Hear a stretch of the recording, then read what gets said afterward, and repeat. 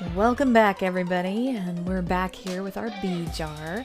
It's time to actually paint this bee, so give him a little bit of personality here.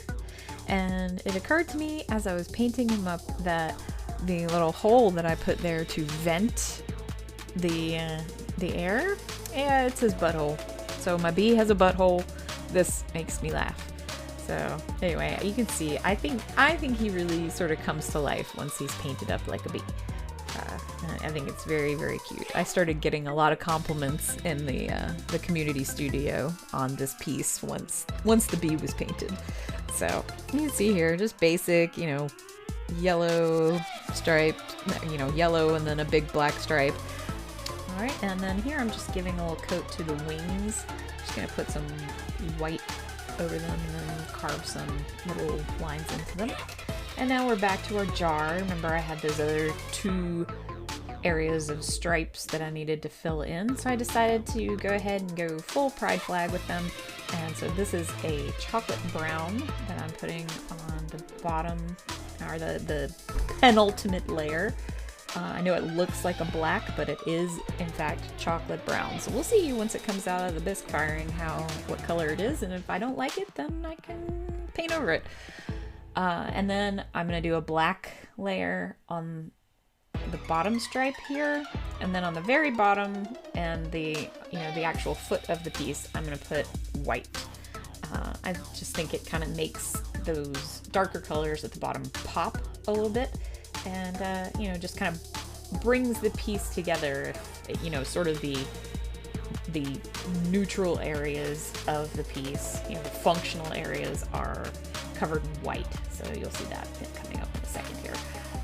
I realized while I was editing this video that I have a very, very downturned brownie face while I'm concentrating. So here I'm filling in that white on the bottom of the piece.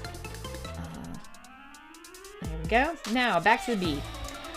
So I've decided at this point to give the bee's wings like little iridescent, the colors of the bi flag, but just put the little veins of the wings in there as the bi flag colors. I think it gives it kind of a little whimsical look to it, and it'll be fun. So there, I'm just kind of thinking like, okay, what the hell am I doing with the rest of this lid?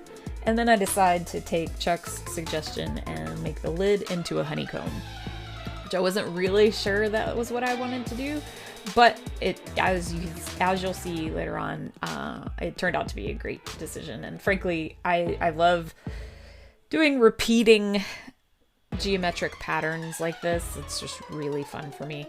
So right now I'm just penciling all of that in.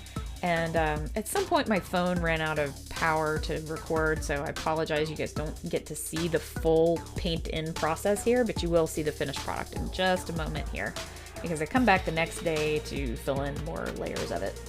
So there we go. There's what it looks like with the honeycomb. I think it looks really cool. Again, those areas you see there that look black, they look like a kind of a grayish black. Those will actually turn into a brown color once they're fired. And here you can see I'm just kind of filling in all of the aforementioned spaces that I want to be white. I think what I'm probably going to do when I fully glaze the piece is inside the jar I will pour white glaze there. But now I'm just going back over it with the yellow and the orange. And I decided to go back in with a lighter brown this time, so maybe it'll give it a little bit of depth, put some lighter brown on top of that darker brown.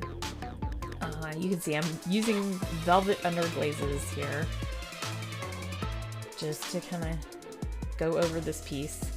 And there it is before she goes into the kiln. I'm very, very proud of it, and I'm a little nervous for it because now it's out of my hands. It's in the kiln. Thanks for watching.